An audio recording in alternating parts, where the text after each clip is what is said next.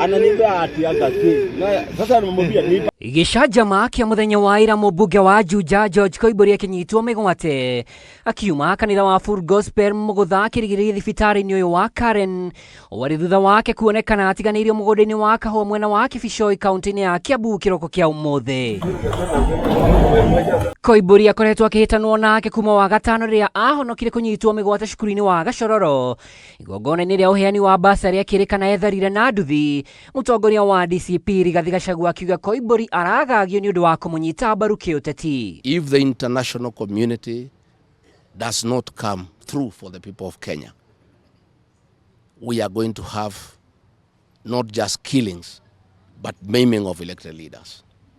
What has happened to the Honorable Koimburi is a very deliberate attempt by William Ruto, Kipchumba Murkomen and Langat to scare leaders who speak out.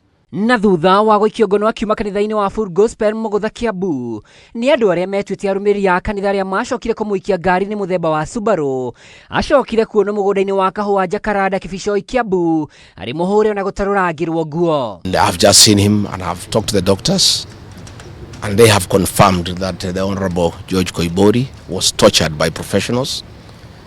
He has serious soft tissue injuries. This is torture normally done by professionals. Gachagua athiete na mbere kuga Koimburi ndari na uhoti wa kwiaria amukoyani arahuhiririo dawa kuona ndari na uhoti wa kwaria. He has lost his voice and the doctors are working round the clock to restore his vocal cords.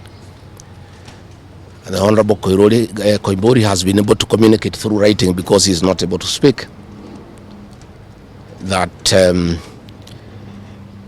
some chemical was administered through inhalation, and the doctors have told us that preliminary investigations confirm that that chemical has interfered with his vocal cords.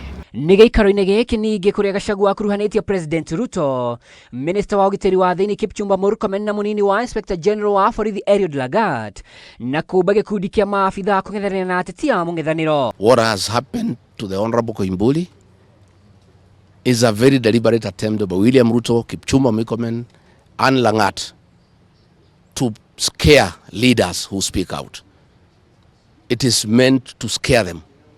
It is meant to sell them fear so that they can stop agitating for the liberation of this great republic.